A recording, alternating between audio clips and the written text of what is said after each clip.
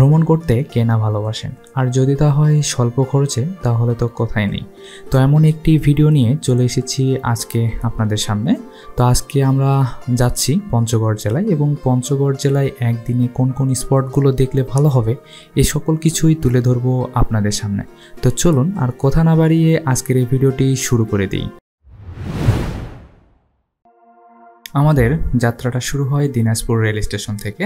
তো আপনারা চাইলে ঢাকা থেকে পঞ্চগড়গামী যে কোনো ট্রেনে করে চলে আসতে পারবেন পঞ্চগড় পর্যন্ত। দেখতেই পাচ্ছেন সকাল সকাল ট্রেনের টিকিটটি সংগ্রহ করে চলে যাব আমরা পঞ্চগড়ের উদ্দেশ্যে। কিসের কোনো তারিখ নেই। স্ট্যান্ড বাই টিকিটের দাম হচ্ছে 120 টাকা, আর সেই জায়গায় 5 টাকা বেশি, তাই না? তাহলে 5 টাকা বেশি নিল, আর এটা হচ্ছে স্ট্যান্ড বাইটাও। এখানে যে টিকিটটি দেখানো হচ্ছে এটি মূলত দাঁড়িয়ে যাওয়ার জন্য, আর সেই ক্ষেত্রে অনলাইন একটি টিকিটের প্রাইস দেখাবো, সেইটা হচ্ছে এস চেয়ার। তো যারা ট্রেনে ভ্রমণ করেন তারা এস চেয়ার সম্পর্কে জানবেন।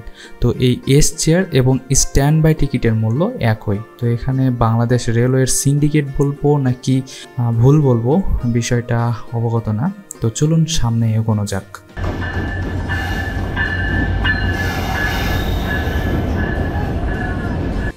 স্টেশনে কিছুক্ষণ অপেক্ষা করার পর আমাদের সেই কাঙ্ক্ষিত ট্রেনটি ঢাকা থেকে ছেড়ে চলে আসে দিনাজপুরে, এবং দিনাজপুর থেকে আমরা যাব পঞ্চগড়ে।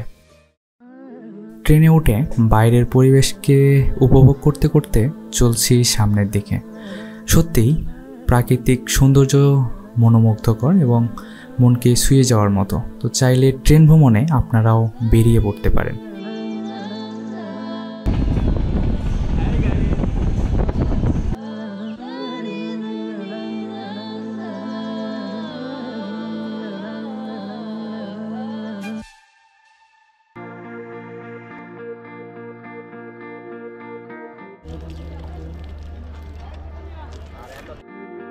অবশেষে পঞ্চগড় রেল স্টেশন বা জংশনে পৌঁছে নেমে ফ্রেশ হয়ে দেন আমরা ইজি বাইকে করে চলে যাই পঞ্চগড় থেকে তেঁতুলিয়াগামী বাস স্টেশনে।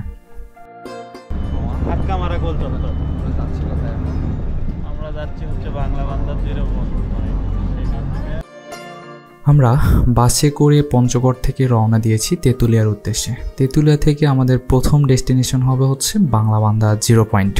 পঞ্চগড় থেকে বাংলাবান্ধা 0 পয়েন্ট পর্যন্ত বাস ভাড়া নেবে 120 টাকা।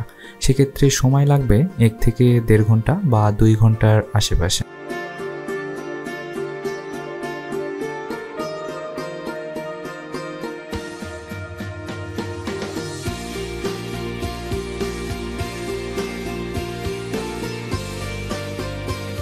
এই হচ্ছে বাংলাবান্ধা 0 পয়েন্ট, অর্থাৎ আমার সামনে যে অংশটুকু দেখতে পাচ্ছেন এটি মূলত বাংলাদেশের অংশ, আর ওই সাইড যে এখানে বাংলাদেশ এবং ইন্ডিয়ার পতাকা দেখা যাচ্ছে, তো ওই সাইডটা হচ্ছে ইন্ডিয়া বা ভারত।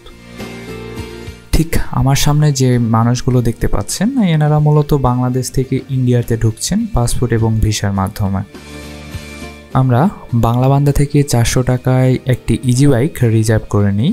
আশেপাশে যে ট্যুরিস্ট স্পটগুলো রয়েছে এ সকল কিছু আমাদেরকে ঘুরিয়ে দেখাবেন। যেহেতু আমাদের হাতে সময় কম, একদিনের ট্যুর প্ল্যান, তো সেই ক্ষেত্রে আমরা একটি জায়গা স্কিপ করি। তো সেই জায়গাটি কোন জায়গা যদি আপনারা গেস করতে পারেন আমাদেরকে কমেন্ট বক্সে জানিয়ে দিতে পারেন। দেখতেই পাচ্ছেন আমরা নেক্সট ট্যুরিস্ট স্পটে চলে এসেছি।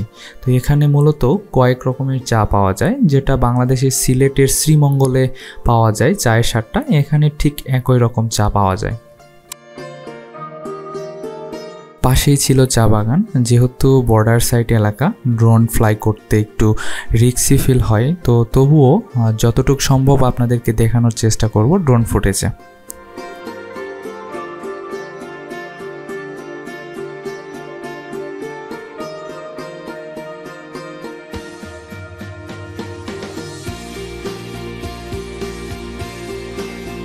রাস্তার দুপাশে চা বাগান দেখতে দেখতে আমরা চলেছি নেক্সট ট্যুরিস্ট স্পটে, যেখানে মূলত কয়েক ধরনের বাস দেখা যাবে।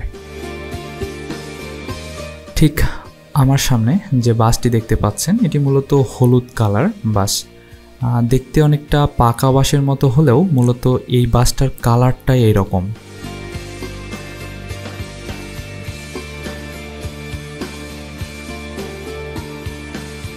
ঠিক আমার সামনে এখন যে বাঁশের থোপ বা বাঁশের ঝাড়টি দেখতে পাচ্ছেন, এটি মূলত ইন্ডিয়ান বাঁশ। এটা এতটাই মোটা যে এক হাত দিয়ে এই বাঁশটাকে আপনি ধরতে পারবেন না, মূলত 2 হাত দিয়েও ধরা যাবে কিনা আর সন্দেহ, এত পরিমাণ মোটা হয়ে থাকে বাঁশটি।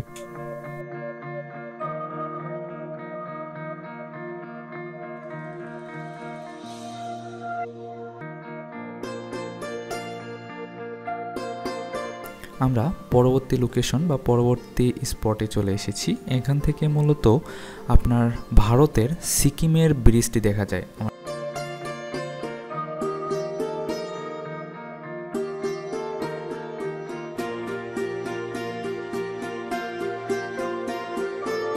তেঁতুলিয়াতে ঘুরতে এসেছেন আর তেঁতুলিয়ার সঙ্গে ছবি তুলবেন না তা কি কখনো হয়?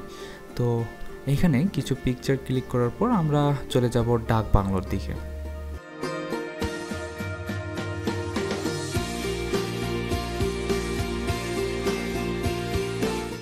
ঠিক আমি এখন যে জায়গায় অবস্থান করছি এটা হচ্ছে তেঁতুলিয়ার ডাক বাংলো, যেটা শীতের মৌসুমে বা হচ্ছে শীতের শুরুতে বা শীতের শেষে, অর্থাৎ হচ্ছে ফেব্রুয়ারি বা জানুয়ারি মাসের এদিকে আসলে আপনারা হচ্ছে কাঞ্চনজঙ্ঘা দেখতে পারবেন এখান থেকে।